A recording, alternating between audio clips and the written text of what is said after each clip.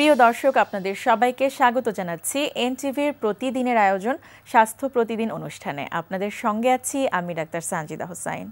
দর্শক, যে বিষয়টি নিয়ে আজ আমরা আলোচনা করব সেটি হচ্ছে সিওপিডি। এই বিষয়টি নিয়ে আলোচনার জন্য আমাদের স্টুডিওতে আজ উপস্থিত আছেন একজন বিশেষজ্ঞ চিকিৎসক।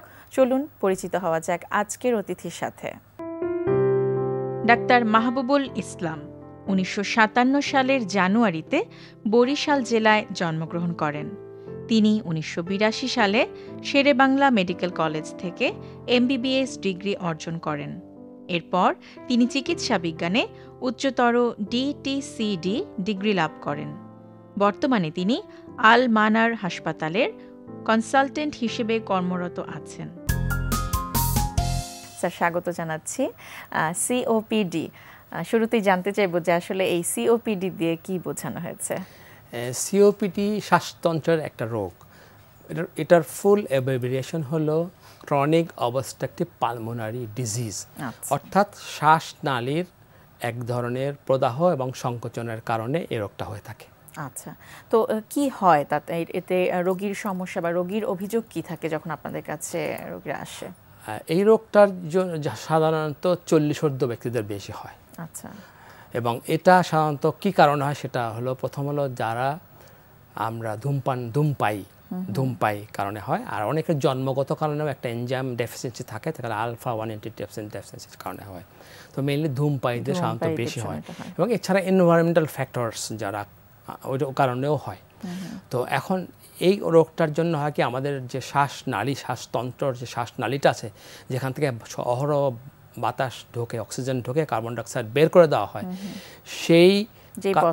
সেই পথটা সংকুচিত হওয়ার কারণে এটা সাধারণত সিওপিডি রোগের তৈরি হয়। এবং রোগীরা যখন আসে, তারা কি প্রাথমিক স্টেজে বা প্রাথমিক পর্যায়ে কি সেটি ধরা পড়ার কোনো অবকাশ থাকে, নাকি যখন আসে ততদিন আসলে দেরি হয়ে যায়? কারণ আমরা কিন্তু জানি যে সিওপিডিটা আসলে শুরুতে ধরার মতো বিষয় না, কিন্তু আসলে কি করা উচিত তাহলে রোগীদের ক্ষেত্রে? হ্যাঁ, আপনি খুব ভালো প্রশ্ন করেছেন যে আর্লি সিওপিডি ধরার কোনো পদ্ধতি আছে কিনা, এবং যেহেতু নামটা আমাদের ক্রনিক অবস্ট্রাকটিভ, সুতরাং এটা কিন্তু দেরিতেই আমাদের কাছে আসে, ইউজুয়ালি আমাদের চিকিৎসকদের কাছে আসে। হ্যাঁ, তবে আর্লি সিওপিডি ডায়াগনোসিস করার জন্য পরীক্ষা নিরীক্ষা এখন তো উদ্ভাবন হয়েছে। সেগুলো হলো আপনার স্পাইরোমেট্রি করলে বোঝা যায়, এবং আলফা-1 অ্যান্টিট্রিপসিন ডেফিসিয়েন্সি আছে কিনা সেটা জন্মের পরে টেস্ট করলেও জানা যায়। কিন্তু আমাদের কাছে যে রোগীগুলো আসে, সে দুঃখজনক হলো সত্য, সেগুলো ক্রনিক অবস্থা পালমোনারি ডিজিজ নিয়ে আমাদের কাছে আসে। তো সেক্ষেত্রে ক্রনিক হয়ে আমাদের কাছে আসে। এই রোগীর সাধারণত লক্ষণ হলো কাশি, এবং এখানে কাশির সাথে প্রচুর কফ নিঃসরণ হয়, যেটা অ্যাজমার সঙ্গে ডিফার করে। অ্যাজমা সাধারণত হয় হলো যে কোনো বয়সে হতে পারে, বাচ্চার কাছ থেকেই শুরু হতে পারে, কিন্তু সিওপিডি আর সাধারণত 30, 40, 45 বছর থেকে শুরু হয়। এবং হিস্ট্রি থাকে একটা যে তারা অনেক দিন ধরে ধূমপান করছেন, লম্বা ধূমপান, 20 ইয়ার্স 15 ইয়ার্স থাকে, এখন তো কফ হয়। এবং এই রোগীগুলো সাধারণত হয় শুকনা হয়, ম্যাক্সিমাম শুকনা হয়, এবং অ্যাজমা রোগীগুলো সাধারণত মোটাসোটা হয়। হ্যাঁ, কারণ এর মেটাবলিক ব্রেকডাউনটা খুব বেশি হয়, প্রোটিন ক্যাটাবলিজম বেশি হয়। আচ্ছা, আর যখন আপনাদের কাছে জাতীয় সমস্যা নিয়ে আসছে, কি করেন আপনারা? আপনাদের পরামর্শ কি থাকে? সমস্যা নিয়ে তখন আমরা হিস্ট্রি নিয়ে আসলে ডায়াগনোসিস কনফার্ম করার চেষ্টা করি, যেন স্পাইরোমেট্রি করতে পারি, অন্যান্য পরীক্ষাগুলি করে এক্সরে করে টেস্ট করতে পারি। তারপরে আমরা ম্যানেজমেন্টে চলে যাই। আচ্ছা, ডায়াগনোসিস করে কনফার্ম হওয়ার পরেই ম্যানেজমেন্টে চলে যাই। তো ম্যানেজমেন্টে যখন যাই, তখন আমরা এখানে আমরা সাধারণত ব্রঙ্কোডাইলেটর ইউজ করি। তো ব্রঙ্কোডাইলেটর জন্য আমাদের কাছে আছে যে একটা মেশিন, ইনহেলার ইউজ করি আমরা সাধারণত। আমরা জানেন যে সিওপিডি এবং অ্যাজমার জন্য এখন আমরা ইনহেলার ইউজ করি। Inhaler is the first choice, not the last. শুরুতেই আপনারা ইনহেলার প্রেসক্রাইব করেন। সেইখানে আমরা ব্রঙ্কোডাইলেটর ইনহেলার ইউজ করি। কিন্তু পূর্বে কিন্তু ব্রঙ্কোডাইলেটর ইউজ করা হতো না, ট্যাবলেট ইউজ করা হতো, যার সাইড এফেক্ট অনেক বেশি। কিন্তু ব্রঙ্কোডাইলেটর ইনহেলার ইউজ করলে সাইড এফেক্ট খুবই কম। এটা লোকালি অ্যাক্টিং, সঙ্গে সঙ্গে শ্বাসনালীতে ঢুকে আপনার এটা কাজ করে, যার কারণে খুব দ্রুত আরোগ্য লাভ করতে পারে। এটার সাথে যে স্পেসারটা আছে, সেটির কাজ কি এখানে? এই স্পেসারটা হলো জাস্ট এটাকে অ্যাসিস্ট করার জন্য। যখন শ্বাসকষ্ট রোগী থাকে, তখন আমরা এটাকে বলে স্পেসার, এটাকে বলে মাস্ক। সাধারণত এটা আমরা মুখের দিকে রাখি, এটা আমাদের এই পাশে রাখি, তখন আমরা চাপ দিয়ে সাধারণত এখানে ওষুধটা ডেলিভারি করে দিই। তখন রোগী শ্বাস নেয় 1 বার 2 বার 3 বার 10 বার শ্বাস নিয়ে ভিতরে ওষুধটা পুরোপুরি যায়, যার কারণে হলো যে এই ইনহেলারটা যখন আমরা ইউজ করি তখন এই সম্পূর্ণ ওষুধটাই শ্বাসনালীর ভিতরে চলে যেতে পারে এবং ভালো ইফেক্টিভভাবে শ্বাসকষ্টটাকে নিয়ন্ত্রণ করতে পারে। আচ্ছা, এছাড়া আর কোনো চিকিৎসা ব্যবস্থা? এছাড়া সাধারণত আমরা ট্যাবলেট ইউজ করি, কিছু অ্যাডজুভেন্ট থেরাপি আছে ব্রঙ্কোডাইলেটর, সেটাকে বলা হয় ডক্সোফাইলিন ট্যাবলেট ইউজ করতে পারি। সাধারণত যারা স্মোকার তাদের স্মোকিং কুইট করার জন্য বলি যে আপনারা আর সিগারেট খাবেন না। আর এর সঙ্গে সাধারণত যারা অ্যাডভান্স স্টেজে আসে তাদের অক্সিজেন আমরা সাধারণত বাড়িতে হোম ডেলিভারি, হোম ম্যানেজমেন্ট দিয়ে লং টার্ম অক্সিজেন থেরাপি দিতে পারি। বাড়িতে নিজে নিজে শিখিয়ে দেবো যে কতটুকু অক্সিজেন যখন পাওয়া যায় ডিভাইস বাড়িতে বসে নেওয়া যায়। আর লাস্টলি আমরা যেটা করি সেটা হলো আমরা 2টা ভ্যাকসিন ওদের দিয়ে দিই। একটা হলো নিউমোভ্যাক্সিন মানে নিউমোনিয়া ভ্যাকসিন প্রতি 3 বছর পর একটা, আর একটা হলো ইনফ্লুয়েঞ্জা। এটি কাদেরকে দিচ্ছেন এই ভ্যাকসিনটা? এটা আমরা দিচ্ছি যারা those who are already suffering from COPD. আচ্ছা, ভ্যাকসিন দেওয়ার উদ্দেশ্য হলো এটাই যে ভ্যাকসিনে সিওপিডি ভাইরাল ইনফেকশনে এক্সারবেট করে আর ব্যাকটেরিয়াল ইনফেকশন এক্সারবেট করে। সুতরাং 2টা ভ্যাকসিন যদি আমরা দিয়ে দিই তাহলে ওদের রেট অফ এক্সারবেশন কম, হসপিটাল অ্যাডমিশন কম থাকে, ইমার্জেন্সি ভিজিট কম লাগে আর কি। আচ্ছা আচ্ছা, যাতে করে এই জাতীয় কমপ্লিকেশন বা জটিলতাগুলো না হতে পারে সেই জন্য আপনারা প্রতিরোধের জন্য ভ্যাকসিনটা দিচ্ছেন। তাহলে আসলে বোঝা যাচ্ছে যে সিওপিডির ক্ষেত্রে চিকিৎসার চেয়ে প্রতিরোধের দিকে আসলে নজর দেওয়া উচিত বেশি, কারণ যেহেতু এটি প্রধান কারণই হচ্ছে ধূমপান, দীর্ঘদিন ধরে ধূমপানের কারণ। তো কি ধরনের প্রতিরোধমূলক ব্যবস্থা, তাহলে কি পরামর্শ আপনারা দেবেন যারা আসলে এখনো দুর্ভাগ্যজনকভাবে ধূমপায়ী রয়েছেন তাদের প্রতি আপনাদের পরামর্শ? আমরা প্রথমেই ওনার হিস্ট্রি নেই যে আপনি ধূমপায়ী কিনা, এবং শতকরা 99 জন লোকই ধূমপায়ী, আর 1% হলো যে আলফা অ্যান্টিট্রিপসিন ডেফিসিয়েন্সি এনজাইমের কারণে হয়। তো সেই ক্ষেত্রে আমরা ওনাকে রিকোয়েস্ট করি, আপনারা জানেন ধূমপান একটা নেশা, তো এটা থেকে বের হয়ে আসা খুব কঠিন। তো আমরা প্রথমে কাউন্সেলিং, সিরিজ অফ কাউন্সেলিং করি। প্রথমে আমরা ওনার সঙ্গে একটা বন্ধুত্বর মতো করে আমরা কটা সিগারেট খান, তো এটা থেকে আপনি কমিয়ে পারেন কিনা, তারপরে ওনাকে রিকোয়েস্ট করি, ওনার আত্মীয়স্বজনকে বলি, ওনার স্ত্রীকে বলি, এবং গ্র্যাজুয়ালি আমরা ওনাকে সিগারেট থেকে বের আসার চেষ্টা করি। এখন সিগারেট থেকে বের আসার জন্য আরও অনেক পদ্ধতি চালু হয়েছে, যেমন সিগারেটের বদলে এখন সিগারেট চালু হয়েছে, অথবা আপনার নিকোটিন প্যাচ পাওয়া যায়, ওগুলো কিন্তু বাংলাদেশে এখন ওটা খুব বেশি আসেনি। আচ্ছা, যারা সিওপিডি অলরেডি ডেভেলপ করে ফেলেছে তাদের এই চিকিৎসা পদ্ধতি বাংলাদেশে কেমন আছে সেটি একটু জানতে চাইবো, যে তারা কি পুরোপুরি বিশ্বমানের চিকিৎসাটা পাচ্ছে কিনা, কারণ অনেককেই কিন্তু দেখা যায় যে দেশের বাইরে তারা চলে যাচ্ছেন, হঠাৎ করে জটিল একটি রোগের কথা শুনে বিভ্রান্তিতে পড়ে বাইরে চলে যাচ্ছেন। তো তাদের প্রতি আপনাদের কি পরামর্শ থাকবে? আপনি জেনে খুশি হবেন যে আসলে এখন বাংলাদেশে রেসপিরেটরি ফিজিশিয়ানের হার প্রায় 500-র মতো আছে। আচ্ছা, এবং আছে, এবং ওনারা কিন্তু বিভিন্ন মেডিকেল কলেজে, বিভিন্ন সেটিংসে, হেলথ সেটিংসে, প্রাইভেট হাসপাতালে পোস্টিং আছেন। এছাড়াও যারা ইন্টার্নিস্ট আছেন ওনারাও কিন্তু শ্বাসনালীর প্রদাহের চিকিৎসা করে, সিওপিডি চিকিৎসা করছেন। এবং সবাই আজকাল আধুনিক যুগে, ইন্টারনেটের যুগে সবাই কিন্তু আধুনিক চিকিৎসা দেওয়ার চেষ্টা করেন। আপনি জানেন যে সিওপিডি একটা ক্রনিক ডিজিজ, সুতরাং এটা বিদেশে গিয়ে খুব একটা লাভবান হবে না। সুতরাং আমাদের বাংলাদেশ থেকে এই পেশেন্টগুলোকে চিকিৎসা করার জন্য আমরা অলরেডি যে গ্লোবাল যে গাইডলাইন আছে, এই গাইডলাইন ফলো করে আমরা সবাই চিকিৎসা দিচ্ছি, এবং আশাজনকগুলো সত্য যে চিকিৎসা এখন রোগীরা বাংলাদেশে পাচ্ছে। আচ্ছা, ফলো আপের জন্য কতদিন পর পর আপনারা আসতে বলেন রোগীদেরকে, এবং তখন কি দেখেন? ফলো আপের জন্য সাধারণত আমরা পেশেন্টগুলোকে, depends on the patient, severity of the patient, যার যত বেশি রোগ তার ফলো আপটা তত বেশি হয়। তো সেই জন্য আমরা প্রতি রোগীকে বলি যে আপনাদের এই মেশিনটা ওনাদের দিই, এই মেশিনটা দিয়ে আমরা বলি যে আপনার পিক ফ্লো মিটার মাপবেন, শ্বাসনালীর যে সংকোচন প্রসারণ কী হবে এটা মাপবেন, মেপে আপনারা যত কম থাকলে আমাদের কাছে চলে আসবেন। সেই সব ক্ষেত্রে ওনারা আমাদের কাছে চলে আসেন। দেখেন এটার মাধ্যমে শ্বাসনালীর যে মাত্রাটা, ডাইলেটেশনের মাত্রাটা দেখি। এছাড়া একটা এই সিওপিডির একটা ভাগ আছে এমফাইসেমা টাইপ, ওইটার জন্য আসলে ব্রেদিং এক্সারসাইজ, পালমোনারি রিহ্যাবিলিটেশনটা খুব দরকার। সেই জন্য আমরা কিছু ব্রেদিং এক্সারসাইজ শিখিয়ে দিই, যার জন্য ওটা খুব সাহায্যকারী হিসেবে পাল করে। দৈনিক পরিমিত খাবার যেগুলো আপনার খেলে স্বাস্থ্য ভালো থাকে, প্রোটিন রিপ্লেস করা যায়, কার্বোহাইড্রেটটা কম খেতে হয়, এবং নিয়মিত শ্বাসনালীর ব্যায়াম এবং শারীরিক সুস্থতা, খাওয়া দাওয়া এবং লাইফস্টাইল চেঞ্জ করলেই আপনার রোগীরা সুস্থ থাকতে পারে, অনেক ক্ষেত্রে সুস্থ থাকতে পারে। আচ্ছা, আর জটিলতা সম্পর্কে জানবো, কারণ অনেক ক্ষেত্রেই আমরা দেখি যে বেশিরভাগই অপচিকিৎসকেই কিন্তু অনেকে অপচিকিৎসকের কাছে শরণাপন্ন হয়ে যান বা ভুল চিকিৎসা নিয়ে ফেলেন, কিংবা অসচেতনতার অসুস্থতার কারণে অনেক দেরিতে চিকিৎসা নেন, তাদের ক্ষেত্রে কি কি ধরনের সমস্যা থেকে হতে পারে? এটা একটা বিরাট সমস্যা আমাদের দেশে, কারণ আমরা যখন ইনহেলার প্রেসক্রিপশন করি তখন রোগীরা ইনহেলার নিতে চায় না। দুইটা কারণে নিতে চায় না। একটা হলো যে এর মনে করে ওনারা এটা শেষ চিকিৎসা, আসলে এটা প্রথম চিকিৎসা এবং এটা সবচেয়ে সেফ চিকিৎসা। আর একটা হলো যে এটার কস্ট তো বেশি, সুতরাং সবার পক্ষে ইনহেলার নেওয়া সম্ভব হয় না। সেক্ষেত্রে আমরা ইকোনমিক রেজিম আছে, বিভিন্ন রকম ইনহেলার আছে, কম দামি ইনহেলার আছে, ওটা আমরা ইউজ করতে বলি। আচ্ছা, আরটা হলো যে অপচিকিৎসা বলতে যেটা বোঝায় যে সাধারণত এই রোগ থেকে রিলিফ করার জন্য সাধারণত যারা ইন্টার্নিস্ট না, যারা কোয়ালিফাইড ফিজিশিয়ান না, তারা সাধারণত স্টেরয়েড ইঞ্জেকশন অথবা স্টেরয়েড ট্যাবলেট দিয়ে দেয়। এতে সাময়িকভাবে রোগী একটু ভালো ফিল করলেও আসলে তার ক্ষতি মাত্রায় বেশি হয়। সেক্ষেত্রে স্টেরয়েডের রোল একুট এক্সারবেশন ছাড়া সিওপিডিতে এখন আর বলা হয় না, শুধু bronchodilator is the drug of choice, only drug of choice, lifestyle change. অবশ্যই স্যার, চমৎকারভাবে বললেন, অনেক অনেক ধন্যবাদ আপনাকে। আপনাকেও ধন্যবাদ, সবাইকে ধন্যবাদ। প্রিয় দর্শক, আমরা জানলাম শ্বাসতন্ত্রের একটি জটিল রোগ সিওপিডি। এই বিষয়টি নিয়ে বেশ কিছু গুরুত্বপূর্ণ তথ্য, বেশ কিছু পরামর্শ দিলেন আমাদের আজকের অতিথি। আশা করছি সেগুলো আপনাদের উপকারে আসবে।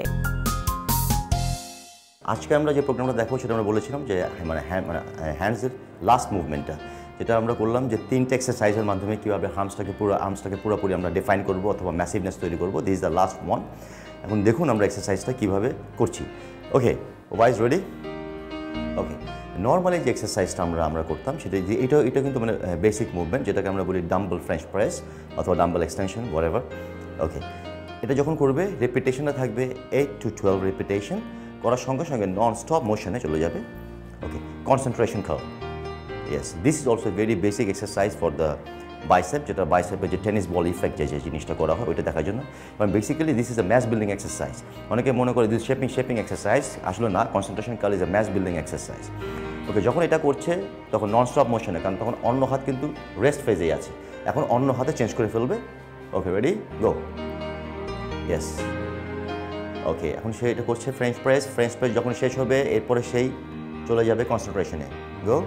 ওকে, যখন কনসেন্ট্রেশনটা তার কি হবে, শেষ হয়ে যাবে, নন স্টপ মোশন, কোনো রেস্ট নেবে না, যেহেতু অন্য হাত ইন দ্য মিন টাইম প্রচুর রেস্ট পেয়ে গেছে, তখন অটোমেটিকলি এখানে হয়ে যাবে, চলে যাবে। ওকে, ওকে, স্টপ। ওকে, এটা আপনি করবেন জাস্ট 2 সেটসের বেশি করার কোনো প্রয়োজন নেই। রিজন হচ্ছে কারণ এত বেশি এক্সস্ট হয়ে গেল অন্যগুলো এর মাধ্যমে, এক্সারসাইজের মাধ্যমে। এখন 2 সেটের বেশি যদি করেন সেটাকে আমরা বলবো হচ্ছে ওভার ট্রেনিং হয়ে যাবে। এই পুরো প্রোগ্রামটা শেষ করতে লাগবে it will take about 25 minutes. তার মানে কি আপনি পুরো হাতটাকে আপনি ডিফাইন করতে পারছেন অথবা ম্যাসিভনেস পারবেন করতে উইদিন 25 মিনিটস। তার মানে খুব শর্টকাট ওয়েতে হাতটা তৈরি করছেন। তবে একটা জিনিস মেনশন করে রাখি, অনেক সময় দেখা যায় যে অনেকের হাতের ডেফিনেশন অথবা হাতের ম্যাসিভনেস আসছে না। তো এই যে প্রোগ্রামটা দিলাম, এই প্রোগ্রামটা যদি আপনি একদম স্ট্রেট 14 ডে করেন, আপনি 14 দিন করার পরে জাস্ট 7 দিন যদি আপনি গ্যাপ দিয়ে দেন, you will see massive improvements. আপনি জাস্ট এই জিনিসটা করুন যে অন্য এক্সট্রা বাদ দিয়ে শুধু এক্সারসাইজটা করুন। করার পরে দেখেন 14 দিন পরে, 10 দিন যখন 7 দিন যখন গ্যাপ দেবেন, 21 দিন পরে দেখেন আপনার হাতের ম্যাসিভনেসটা কী পরিমাণ চলে আসবে। প্রিয় দর্শক, পেঁপে ফল হিসেবে এবং সবজি হিসেবে এটি বেশ কার্যকরী। এর রয়েছে অনেক পুষ্টিগুণ। পেঁপের কি কি পুষ্টি গুণাগুণ রয়েছে চলুন জেনে নেওয়া যাক একজন পুষ্টিবিদের কাছ থেকেই। পেঁপে এমন একটি পুষ্টি সমৃদ্ধ খাবার যা কাঁচা এবং পাকা দুই অবস্থাতেই খাওয়া যায়। তাছাড়া কাঁচা পেঁপে কিন্তু আমরা সালাদ হিসেবেও খেতে পারি। আর এই পেঁপে কিন্তু এতই সহজলভ্য যে সারা বছরই কিন্তু তা আমরা বাজারে কিনতে পাই। পেঁপেতে পাপাইন নামে এক ধরনের এনজাইম আছে যা কিন্তু আমাদের হজমে সহায়তা করে। তাছাড়া বিভিন্ন ধরনের মাংসকে কিন্তু নরম করতে সহায়তা করে। পেঁপে ভিটামিন এ, সি এবং ই সমৃদ্ধ। বিটা ক্যারোটিন থাকায় কিন্তু পেঁপে আমাদের অ্যাজমা প্রতিরোধে সহায়তা করে। তাছাড়া কোলন ক্যান্সার বা প্রোস্টেট ক্যান্সারের বিরুদ্ধেও কিন্তু প্রতিরোধ গড়ে তোলে। পেঁপে প্রচুর পরিমাণে আঁশ এবং ফলিক অ্যাসিড সমৃদ্ধ, তাই যাদের কনস্টিপেশন আছে তারা কিন্তু অনায়াসেই প্রতিদিন একটি নির্দিষ্ট পরিমাণে পেঁপে নিতে পারেন। তাছাড়া প্রেগনেন্সিতে কিন্তু অর্থাৎ গর্ভাবস্থায় অনেকেরই কিন্তু কনস্টিপেশন হয়, ফলে আমরা কিন্তু পেঁপে খাওয়ার পরামর্শ দিয়ে থাকি। তবে দর্শক অবশ্যই মনে রাখবেন, প্রেগনেন্সিতে কিন্তু অবশ্যই পেঁপেটা ভালোভাবে পাকা হতে হবে, কারণ কাঁচা পেঁপে অথবা আধা পাকা পেঁপে কিন্তু লেটেক্স নামে একটি উপাদান থাকে যা কিন্তু অনেক সময় গর্ভপাতের ঝুঁকি বাড়িয়ে থাকে। দর্শক মনে রাখবেন, অবশ্যই কাঁচা পেঁপে সালাদ হিসেবে খাবেন না এবং তরকারিতে কিন্তু তা খাওয়া যাবে। তবে ইনফার্টিলিটি বা আইভিএফ পেশেন্টদের ক্ষেত্রে আমরা কিন্তু বিশেষ সতর্কতার জন্য পুরো প্রেগনেন্সিতেই কিন্তু পেঁপে না খাওয়ার পরামর্শ দিয়ে থাকি। তাছাড়া শরীরের কোনো জায়গায় যদি পোড়া ক্ষত থাকে সেখানেও কিন্তু যদি আমরা ম্যাশড পাপায়া লাগিয়ে নিই তবে কিন্তু সেখানে ইনফেকশন হওয়ার সম্ভাবনা কিন্তু অনেকাংশেই কমে যায়। আর বাড়তি ক্যালোরির জন্য অর্থাৎ যারা ওজন বাড়াতে চান তারা কিন্তু দর্শক পেঁপের জুস নিতে পারেন এবং এই পেঁপের জুসের সাথে কিন্তু চাইলে আপনারা দুধ এবং সামান্য পরিমাণ মধুও মিশিয়ে নিতে পারেন। অনেক সময় শারীরিক অসুস্থতা থেকে ওঠার পরে অথবা দুর্বলতা কাটানোর জন্য কিন্তু অনেকে এই পেঁপের জুসটা খেতে পারেন আপনারা। আর ডায়াবেটিক পেশেন্টরাও কিন্তু অনায়াসে 1 কাপ পরিমাণ পেঁপে খেতে পারেন, কারণ এই পেঁপেতে কিন্তু অন্যান্য ফলের তুলনায় কিন্তু সুগারের পরিমাণটা একটু কম থাকে। অর্থাৎ 1 কাপ পেঁপে থেকে কিন্তু আমরা অলমোস্ট 8 থেকে 8.3 গ্রাম পর্যন্ত সুগার পেয়ে থাকি। আর কিডনি পেশেন্টদের জন্য আমরা বলবো দর্শক, অনেকেরই ধারণা আছে কিন্তু যে কিডনি পেশেন্টরা কিন্তু পেঁপে খেতে পারবেন না। এটা কিন্তু আসলে ভুল ধারণা। সব ক্ষেত্রেই যে খাওয়া যাবে না তা কিন্তু ঠিক নয়, অবশ্যই খাওয়া যাবে একটি নির্দিষ্ট পরিমাণে। আর ক্রনিক কিডনি পেশেন্টের যখন অবস্থাটা শেষ পর্যায়ে চলে আসে, অর্থাৎ যখন এন্ড স্টেজ রেনাল ডিজিজটা ধরা পড়ে এবং পটাশিয়ামের পরিমাণটা যখন অনেক বেশি থাকে তখন কিন্তু অবশ্যই আমরা পেঁপে খেতে নিষেধ করে থাকি, কারণ পেঁপে কিন্তু যথেষ্ট পরিমাণে পটাশিয়াম সমৃদ্ধ। আর পেঁপের যে ভালো গুণ নেই কিডনি পেশেন্টদের ক্ষেত্রে তা কিন্তু নয়, পেঁপে কিন্তু অবশ্যই অনেক ভালো গুণ রয়েছে কিডনি পেশেন্টদের জন্য। যেমন কিডনি পেশেন্টদের কনস্টিপেশন হয়, হার্ট বার্ন অর্থাৎ বুক জ্বালা পোড়া করে, সেটা কিন্তু পেঁপে যথেষ্ট উপকার করে থাকে। আর কিডনি পেশেন্টদের একটি কমন সমস্যা হচ্ছে মাসেল ক্র্যাম্প হওয়া। পেঁপেতে কার্পাইন নামে এক ধরনের উপাদান থাকে যা কিন্তু এই মাসেল ক্র্যাম্প হওয়া থেকে কিন্তু রক্ষা করে। কাজী দর্শক, আমি আপনাদের বলতে চাই যে সবাই অর্থাৎ সব বয়সে ছোট বাচ্চা থেকে শুরু করে বড়রা সবাই কিন্তু আমরা একটি নির্দিষ্ট পরিমাণে পেঁপে খেতে পারবো। তবে কিডনি পেশেন্ট বা ডায়াবেটিক পেশেন্ট যেই হন না কেন অবশ্যই পেঁপে খেতে পারবেন একটি নির্দিষ্ট পরিমাণে এবং অবশ্যই শারীরিক অবস্থার উপর ভিত্তি করে। দর্শক, স্বাস্থ্য প্রতিদিনের আজকের হেলথ টিপস। যারা চোখে কন্টাক্ট লেন্স ব্যবহার করেন তারা কখনো লেন্স পরা অবস্থায় সুইমিং পুলে সাঁতার কাটবেন না, কারণ সুইমিং পুলের পানি অনেকে ব্যবহার করেন বলে এখান থেকে চোখে ভাইরাল ইনফেকশন হতে পারে। আবার পানির ক্লোরিনের কারণে আপনার কন্টাক্ট লেন্স নষ্ট হয়ে যেতে পারে।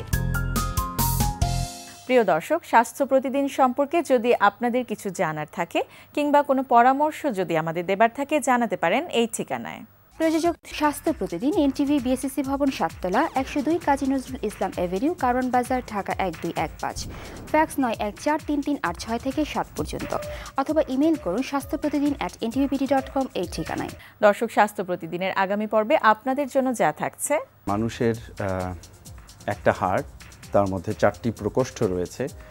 4টি প্রকোষ্ঠর একটা প্রকোষ্ঠ থেকে অন্য একটি প্রকোষ্ঠে রক্ত চলাচলের যে পথ, যে প্রবাহ পথের মধ্যে ভালভ বা দরজা আছে। অতএব খুব সঙ্গত কারণেই ভালভ আছে 4টি।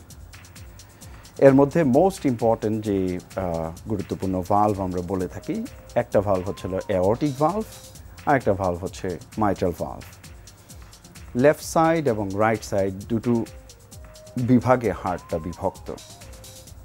বাঁ দিকের ভালভগুলা যেহেতু সারা শরীরে রক্ত সরবরাহ করে, সঙ্গত কারণেই এদের কর্মক্ষমতা, দক্ষতা এবং সেই একই সাথে রোগের পরিমাণও বেশি। এজন্য আমরা সাধারণত অ্যাওর্টিক এবং মাইট্রাল এই ভালভগুলোর রোগ বেশি পেয়ে থাকি। তার অর্থ এই নয় যে অন্য দুটো ভালভ রয়েছে তাদের ডিজিজ হয় না, সবগুলো ভালভেই সাধারণত ডিজিজ হয় এবং এর চিকিৎসা প্রয়োজন হয়।